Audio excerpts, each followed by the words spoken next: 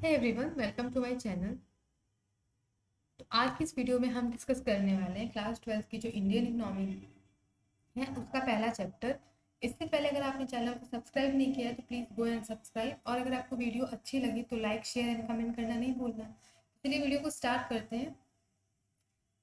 सबसे पहले बता दूं कि इसमें हम लोग बेसिकली क्या डिस्कस करने वाले हैं, क्योंकि जो पहला चैप्टर है वो बेसिकली एग्रीकल्चर सेक्टर पे जो हमारे ब्रिटिश रूल जब था तो बिफोर इंडिपेंडेंस जो उसका उस पर क्या प्रभाव रहा है एंड आफ्टर इंडिपेंडेंस उस पर क्या प्रभाव रहा है इसके बारे में। तो बेसिकली हम तीन सेक्टर्स के बारे में डिस्कस करने वाले हैं, agriculture sector, industrial sector and trade sector. अब बात कर लेते हैं Indian economy on the way of independence. तो इसमें आपको क्लोनियल जो है क्लोनियल एक्सप्लॉयटेशन हुआ था पहला। पर उससे पहले हम ये जान लें कि जो क्लोनियलिज्म है उसका मतलब क्या होता है। तो कहीं पे भी अगर आपको क्लोनियल पीरियड आ रहा है या फिर क्लोनियल से रिलेटेड कुछ भी आ रहा है तो इसका बेसिकली जो मीनिंग होता है, जो कि मैंने यहाँ मेंशन कर रखा है ताकि आप कंफ्यूज ना हो। तो क्लोनियल में ऐसा होता है कि दो कंट्री होती है, एक रूलर होती है और एक जो होती है उसकी कॉलोनी होती है जिसपे वो रूल करती है। तो इंडिया के टाइम में जो था हमारा हमारे ऊपर जो हमारे रूलर थे वो ब्रिटेन कंट्री थी और जो कॉलोनी था ब्रिटेन का वो इंडिया था। तो आई एम श्योर कि आपको ये चीज़ क्लियर हो गई हो। तो इसमें बेसिकली हम बात करेंगे कि जो हमारा जो कॉलोनियल एक्सप्लॉयटेशन हुआ था, मतलब जो ब्रिटेन के द्वारा हमारे इंडस्ट्री मतलब जितने भी हमारे सेक्टर्स थे उनका कैसे एक्सप्लॉयटेशन हुआ था, उन्होंने क्या क्या किया था उसके बारे में हम ब्रीफ में डिस्कस करने वाले हैं।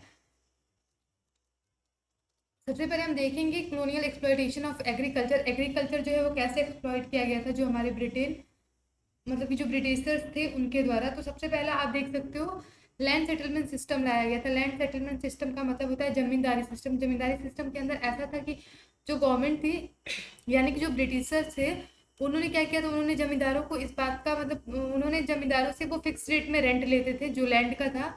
और जमींदारों को इस बात के लिए उन्होंने छूट दे रखा था कि वो जितना चाहे उतना वो टीलर या टेनेंट्स आप कह लो इनसे वो रेंट ले सकते हैं। इनके जमींदार और टेनेंट्स के बीच में कुछ भी फिक्स नहीं था। इसकी वजह से जमींदार जो थे वो जितने चाहे उतना जो टेनेंट्स थे उनको एक्सप्लॉइट करके और उनसे रेंट लेते थे। क्योंकि जमींदार जमीनों के मालिक थे तो टीलर्स के पास और कोई ऑप्शन नहीं था क्योंकि उनके पास उतनी जमीनें नहीं थी। सेकंड क्या था, कॉमर्शियलाइजेशन ऑफ एग्रीकल्चर था। कॉमर्शियलाइजेशन ऑफ एग्रीकल्चर का मतलब था कि पहले इनके आने से पहले जो था इंडिया जो था वो फूड क्रॉप्स उगाता था, मतलब कि हम जो खा पी सके। बट इनके आने के बाद इन्होंने कहा कि हमें फूड क्रॉप्स नहीं चाहिए, हमें कैश क्रॉप्स चाहिए। कैश क्रॉप्स में आप देख सकते हो जैसे कि टी कॉफ़ी या इंडिको। ये क्या करते थे कि इनसे पैसे ज़्यादा आता था और जो हमारे फार्मर्स थे जो डीलर्स थे उनको फोर्स किया जाता था कि आप ज़्यादा से ज़्यादा जो कैश क्रॉप है उनका प्रोडक्शन करो। बट ये जो हमारे डीलर्स थे वो नहीं करना चाहते थे। ऐसा क्यों नहीं करना चाहते थे, क्योंकि ये जो था ये जो हमारी प्रोडक्टिविटी थी लैंड की उसको बहुत कम कर देता था या फिर डिक्रीज करता था। अगर एक बार उस पर किसी इन तीनों में से किसी की खेती कर ली जाए या फिर और भी जो भी है कैश क्रॉप, तो ऐसा माना जाता था कि 1 या 2 साल तक उस पर अच्छी अगर और कोई फसल उगानी है तो उस पर नहीं उग सकता था। उसकी प्रोडक्टिविटी उस लैंड की बिल्कुल खत्म हो जाती थी। लो लेवल ऑफ प्रोडक्टिविटी का मतलब है कि सॉरी, जमींदार को मैंने आपको बताया कि जमींदार जो थे वो इनसे जितना पैसा चाहे टीलर्स थे वो उतना लेते थे, बट वो इनका इन्वेस्टमेंट नहीं करते थे जो खेत वगैरह है या फिर इरिगेशन के लिए उन्होंने कोई भी इन्वेस्टमेंट नहीं किया था, कोई भी इन्होंने रिसोर्सेज नहीं किए थे और कोई भी सुविधा नहीं दी थी। तो इसकी वजह से जो लेवल ऑफ प्रोडक्टिविटी थी वो बहुत कम हो गई थी। दूसरा हम बात करेंगे colonial exploitation of industrial sector की। जो हमारा इंडस्ट्रियल सेक्टर था उसका कैसे इन्होंने एक्सप्लोइटेशन किया था। Sorry, okay. जिसमें सबसे पहला जो रीज़न था वो ये बताया गया कि heavy export duty on handicraft during the before the independence.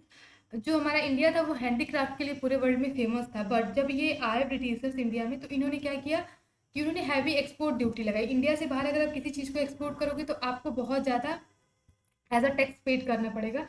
तो इसकी वजह से जो हमारा हैंडीक्राफ्ट चीज़ें थी उसको इंडिया वाले बाहर हैंडीक्राफ्ट मतलब उनको एक्सपोर्ट नहीं कर पा रहे थे। तो जब एक्सपोर्ट नहीं कर पा रहे थे तो हमारा क्या हो रहा था, हमारा इंडस्ट्रियल सेक्टर डाउन हो रहा था। और दूसरा जो था वो duty free import of British good. दूसरा ये रीज़न था कि जो वो इंपोर्ट करते थे इंडिया में उसको वो बिल्कुल फ्री में ले आते थे, उस पर वो कोई भी टैक्स इम्पोज नहीं करते थे। तो इस तरह से जो हुआ हमारा इंडस्ट्रियल सेक्टर क्या हो गया, एक्सप्लॉइट हो गया। अगर थर्ड की बात कर ले, colonial exploitation of international trade की। जो हमारा ट्रेड था जो कि हम बाहर के देशों के साथ एक्सपोर्ट या इंपोर्ट में करते थे वो कैसे एक्सप्लॉइट किया गया इन ब्रिटिशर्स के द्वारा। तो उसमें सबसे पहले आप टॉपिक देखोगे कि मैंने लिखा है डिस्क्रिमिनेटरी टैरिफ पॉलिसी। डिस्क्रिमिनेशन का मतलब होता है भेदभाव। भेदभाव मैंने अभी आपको ऊपर बताया कि ये क्या करते थे, ये जो हम एक्सपोर्ट करते थे उन पे ये हैवी ड्यूटी लगाते थे, बट जो ये इंपोर्ट करते थे उस पे उसको ये बिल्कुल ड्यूटी फ्री ले आते थे। तो इसकी वजह से क्या हुआ था, हमारा इंटरनेशनल ट्रेड वो हो गया था, हम एक्सपोर्ट नहीं कर पा रहे थे। सेकेंड आप देखोगे कि duty free export of raw material, ये जो है ये मेन है। ये क्या करते थे कि इंडिया से जो है ये रॉ मटेरियल ले जाते थे फ्री में ब्रिटेन में, और वहाँ से वो क्या करते थे, इंपोर्ट ऑफ फिनिश्ड गुड। हम सभी को पता होता है कि रॉ मटेरियल चीप होता है और जो फिनिश्ड गुड होता है, और साथ ही साथ ये जो फिनिश्ड गुड होते थे ये मशीनों से बन के आते थे, तो इनकी क्वालिटी भी थोड़ी अच्छी होती थी, और साथ ही साथ जो इसका प्राइस होता था वो कम होता था। तो इस तरह से इन्होंने क्या किया, हमारा जो इंटरनेशनल ट्रेड था उसको बिल्कुल खराब कर दिया। अगर बात कर ले फ्यूचर की, future of economy on the eve of independence, तो सबसे पहला है स्टैग्नेंट इकोनॉमी। स्टैग्नेंट का मतलब होता है कि बिल्कुल आप कह सकते हो कि स्लो स्पीड में या बिल्कुल ना के बराबर जो ग्रोथ होती है वो ग्रोथ थी इंडिया की। बैकवर्ड इकोनॉमी थी, हम लोग बिल्कुल पिछड़ चुके थे। हमारे पास कोई भी नई जो मॉडर्न टेक्नोलॉजी चल रही थी वैसा कुछ भी हमारे वहाँ जो हमारे इंडिया में था ऐसा कुछ भी नहीं था eight the time of independence. Agriculture backwardness, agriculture backwardness का मतलब था कि हमारे पास इरिगेशन को लेके या फिर जो भी रिसोर्सेज थे उनको लेके कोई भी जो अभी मॉडर्न इकोनॉमी का है, मॉडर्न एग्रीकल्चर में यूज़ किए जाते थे वैसी कोई भी रिसोर्सेज नहीं थी। स्केर्सिटी ऑफ जो है रिसोर्सेज था। अगर उसकी बात करें इंडस्ट्रियल बैकवर्डनेस, तो मैंने अभी आपको बताया कि क्या हो गया था, हम बहुत पिछड़ चुके थे क्योंकि हमारे यहाँ हैंडमेड चीज़ें बनती थी, और जो ब्रिटेन था वो क्या करता था, वो मशीन मेड चीज़ें सप्लाई करता था इंडिया में। तो अभी लोग किसकी तरफ शिफ्ट होने लगे थे, मशीन मेड की तरफ, और इस तरह से क्या हुआ, हमारा इंडस्ट्रियल जो था वो बहुत पीछे चला गया था। और इंफ्रास्ट्रक्चर का मतलब होता है हमारे यहाँ रोड वगैरह की कुछ भी जो हमारे इंफ्रास्ट्रक्चर था, कोई भी बिल्डिंग, कोई भी आप कह सकते हो ब्रिज वगैरह, ऐसा कुछ भी नहीं था। बहुत ही बुरा जो हमारा इंफ्रास्ट्रक्चर था वो इंडिया का था। हैवी डिपेंडेंस ऑन इम्पोर्ट, जैसा कि मैंने आपको बताया कि इंडिया में जो हमारा इंडस्ट्रियल सेक्टर था वो बिल्कुल पीछे जा चुका था। तो हम टोटली किस पे डिपेंड हो चुके थे, जो बाहर से इंपोर्ट आ रहे थे उन पे। तो इस तरह से ये जो था ये मेन फीचर था, और आप इन फीचर को अपने कॉपी में नोट डाउन कर लेना क्योंकि एग्जाम्स में आपको ऐसे ही टॉपिक वाइज लिखना होता है। नेक्स्ट बात करेंगे कि एग्रीकल्चर सेक्टर पे क्या क्या प्रभाव पड़े हैं on the eve of independence. तो हमने देखा कि क्या हो गया, लो प्रोडक्शन एंड प्रोडक्टिविटी हो गया। प्रोडक्शन कम हो गया था, और प्रोडक्टिविटी का मतलब क्या हो गया, प्रोडक्टिविटी का मतलब हो गया कि इतना इन्होंने कैश क्रॉप उगा लिया था, इतना हमने उनका कैश क्रॉप का प्रोडक्शन इन्होंने डीलर से करा लिया था कि अभी जो लैंड की प्रोडक्टिविटी थी वो बहुत कम हो गई थी। High degree of uncertainty, uncertain का मतलब होता है कि कोई भी चीज़ निश्चित नहीं थी। जो डीलर से उनको नहीं पता था कि आगे जो उनकी क्रॉप्स है वो अच्छी फसल में बदलने वाली है कि बुरी फसल में, क्योंकि ये जो थे ये टोटली रेनफॉल पे डिपेंडेंट थे इनका, और कोई जैसे इरिगेशन के लिए रिसोर्स नहीं था, कोई और संसाधन नहीं थे। डोमिनेंस ऑफ सब्सिस्टेंस फॉर्मिंग, जो सब्सिस्टेंस थे वो क्या करते थे, डोमिनेट करते थे। Small and, just a minute,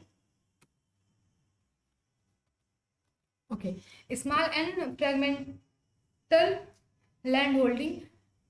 fragmental का मतलब होता है कि छोटे छोटे जो अगर टीलर्स थे और जिनके पास थोड़ी मोड़ी ज़मीनें थी भी, तो बहुत छोटे छोटे टुकड़ों में थी, और ऐसा नहीं था कि वो सारे छोटे टुकड़े एक जगह पे थे। वो जो टुकड़े टुकड़े में उनके पास ज़मीन थी वो काफ़ी दूर दूर पे थी, तो वो इसलिए एक साथ खेती किसी भी चीज़ की नहीं कर पाते थे। लास्ट, सेकेंड लास्ट की बात करें तो land revenue system under British Raj. इसमें जो मेनली है वो ये कह रहा है कि जब ब्रिटिश के जाने के बाद भी जब इंडिपेंडेंस आ गया था, वे ऑफ इंडिपेंडेंस चल रहा था, उस टाइम पे भी ऐसा नहीं था कि जो जमींदारी सिस्टम थी वो खत्म हो गई थी। आज भी, इवन आज भी जो है हमारे इंडिया में कई कई जगह अभी ये जो जमींदारी सिस्टम है ये चल रहा है।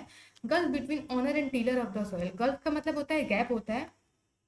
तो जो गैप था ओनर एंड टीलर्स के बीच में, मीन्स कि जो जमींदार थे और जो टीलर्स का था, इनके बीच का जो गैप था वो लगातार बढ़ रहा था, क्योंकि जो ओनर्स थे वो दिन पे दिन क्या कर रहे थे, जितना चाहे उतना एक्सप्लॉइट करके टीलर से चार्ज कर रहे थे, और टीलर दिन पे दिन गरीब होता जा रहा था, ऑनर्स जो थे वो दिन पे दिन अमीर होते जा रहे थे। अब हम बात करेंगे इंडस्ट्रियल सेक्टर पे क्या क्या देखने मिला on the at the time of on the eve of independence. तो systematic decentralisation means close the industry. Close the industry का मतलब, डिसेंट्रलाइजेशन का मतलब होता है कि एंड, सेंट्रलाइजेशन का मतलब होता है किसी चीज़ की शुरुआत, और डिसेंट्रलाइजेशन का मतलब होता है कोई चीज़ क्लोज हो रही है या फिर बिल्कुल खत्म हो रही है। तो इसमें जो सबसे पहला था उसकी हम बात करेंगे। कि decay of handicraft. Decay of handicraft का मतलब होता है कि धीरे धीरे उन्होंने एक्सपोर्ट पे इतना चार्ज लगा दिया था कि अब धीरे धीरे जो हैंडीक्राफ्ट था वो बाहर जाना बंद हो गया था, लोग अब हैंडीक्राफ्ट की डिमांड कम कर दिए थे। And bleak growth of modern industry, bleak का होता है मतलब कि स्लो, तो स्लो ग्रोथ हो रहा था। रीज़न क्या था जो हमारे मॉडर्न इंडस्ट्री की स्लो ग्रोथ का, कि लैक ऑफ रिसोर्सेज थी, रिसोर्सेज हमारे पास नहीं थे। And scarcity of investment, scarcity का मतलब होता है कमी, कमी का मीन्स कि लोग अभी किसी के पास भी इतना पैसा नहीं था कि वो इन्वेस्ट करे हमारे जो इंडस्ट्री सेक्टर है उनमें। दूसरा रीजन बताया गया डिस्क्रिमिनेटरी टैरिफ पॉलिसी। जैसा कि मैंने आपको बताया था, डिस्क्रिमिनेशन का मतलब होता है भेदभाव। तो नो एक्सपोर्ट, हमारी तरफ से कोई भी एक्सपोर्ट नहीं हो रहा था क्योंकि चार्ज बहुत ज़्यादा हुए थे, और इम्पोर्ट जो भी आ रहे थे मशीन मेड गुड का आ रहे थे, और वो भी ड्यूटी फ्री आ रहे थे, कोई भी चार्ज नहीं लिया जा रहा था। थर्ड की बात करेंगे, competition from machine made good products.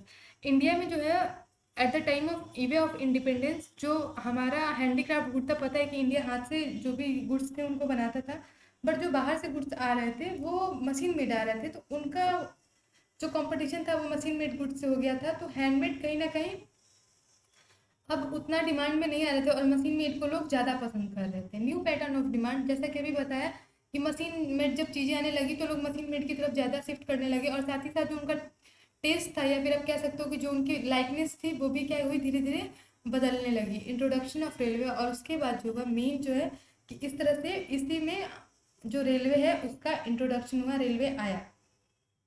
अब बात कर लेते हैं फॉरेन ट्रेड पे क्या क्या प्रभाव पड़ा है अंडर ब्रिटिश रूल। तो नेट जो हमारा फॉरेन ट्रेड था उसमें हम क्या बन गए थे, जो इंडिया था वो नेट एक्सपोर्टर, हाँ सॉरी, नेट एक्सपोर्टर बन गया था of primary products and good and importer of finish goods. हम क्या करते थे, हम रॉ मटेरियल देते थे, मतलब हम रॉ मटेरियल का एक्सपोर्ट करते थे, और इम्पोर्ट क्या करते थे, फिनिश गुड करते थे। सेकंड जो था वो monopoly control on Indian foreign trade, जो ब्रिटिशर थे उनका पूरा का पूरा कंट्रोल हमारे फॉरेन ट्रेड पे था। मोनोपोली का मतलब होता है किसी एक का कंट्रोल हो रहा है। Surplus trade but only to benefit Britisher, surplus का मतलब होता है कि आपका एक्सपोर्ट जो है वो ज़्यादा हो, आपके इम्पोर्ट्स थे, तो इसका मतलब ये है कि हम रॉ मटेरियल तो बहुत ज़्यादा एक्सपोर्ट कर रहे थे, बट उससे हमें कोई फायदा नहीं था, क्योंकि हमारे रॉ मटेरियल बहुत चीप दामों पे जा रहे थे, और जो वहाँ से फिनिश गुड आ रहा था ब्रिटिश का या ब्रिटेन वालों का, वो बहुत कॉस्टली आता था। अब बात करें हमारा जो डेमोग्राफिक था प्रोफाइल, वो कैसा था। डेमोग्राफिक प्रोफाइल को हम कंट्री पैरामीटर भी कहते हैं, जिसमें सबसे पहले बात करेंगे कि हमारे जो इंडिया की उस टाइम की जो हाई जो बर्थ रेट थी वो बहुत हाई थी, और डेथ रेट भी बहुत हाई थी। ऐसा जो आपके एनसीईआरटी की जो अभी नई लेटेस्ट बुक आई है उसमें 48 जो थी वो 48 पर थाउजेंड, जो 48 थे वो पर थाउजेंड बर्थ रेट थी, और 40 पर थाउजेंड जो है वो डेथ रेट थी। हाई इन्फेंट मोर्टेलिटी रेट का मतलब होता है, हाई इन्फेंट मोर्टेलिटी रेट का मतलब होता है कि अगर कोई चाइल्ड बॉर्न हो रहा है, अगर किसी चाइल्ड का कोई चाइल्ड अगर जन्म ले रहा है तो वो कितने साल तक जी रहा है, तो जो बच्चे 1 साल के अंदर ही जिनकी डेथ हो जाती थी, तो उनकी बात, उनका मतलब होता है कि इन्फेंट मोर्टेलिटी रेट, मतलब कि विद इन 1 ईयर कितने बच्चों की मौत हो जा रही है। तो at that time e-way of independence ये जो था ये 218 पर थाउजेंड था, मतलब कि हर 1000 पे 218 बच्चा जो था वो उसकी डेथ हो जाती थी। और अभी प्रेजेंट में अगर हम देखें तो 30 पर थाउजेंड है, जो कि उससे बहुत ही ज़्यादा कम है। लो लाइफ एक्सपेक्टेंसी, रुक जाइए just a minute, okay. Low expectancy, जो हमारी एक्सपेक्टेंसी थी लाइफ की कि हम कितना साल, मतलब मैक्सिमम एक इंसान कितने साल तक जिएगा, तो वो नियरली 44 ईयर बताई गई थी। बट अभी अगर आप देखो तो ये जो है 69.4 ईयर या समथिंग में दिया हुआ है। लो लिटरेसी, लिटरेसी का मतलब होता है एजुकेशन कितने लोगों के पास था, तो अराउंड 60% लोगों के पास ही सिर्फ ऐसे लोग थे जो कि थोड़े मोड़े एजुकेटेड थे, बाकी जो हमारे इंडिया की पॉपुलेशन थी वो अनएजुकेटेड थी, लिटरेट थी, उनके पास लिटरेसी नहीं थी। ऑक्यूपेशनल स्ट्रक्चर की बात कर ले, ऑक्यूपेशन का मतलब होता है पेशा क्या था, क्या लोग काम करते थे। तो आप देखो कि जो हमारी पॉपुलेशन थी, agriculture was the principal source, means कि मुझे ऐसा लगता है कि जो बुक में मैंने पढ़ा था कि अराउंड 72% लोग जो थे पॉपुलेशन जो थी वो एग्रीकल्चर पे डिपेंडेंट थी। इंडस्ट्रियल ये बिल्कुल इनसिग्निफिकेंट सोर्स हो गया था, और अनबैलेंस जो है वो ग्रोथ हो रहा था।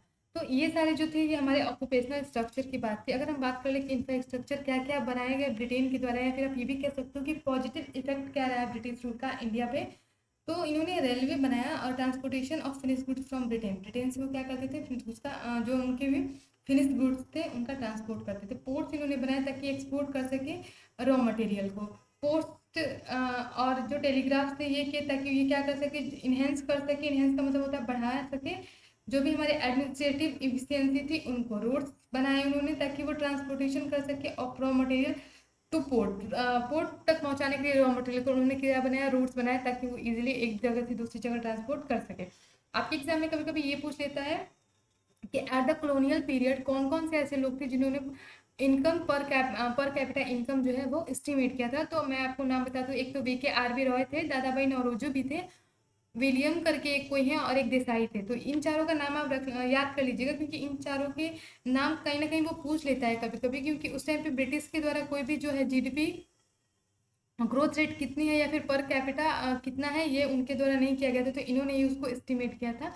And thank you for watching my video. अगर आप वीडियो अच्छी लगे तो like, subscribe and share. Thank you.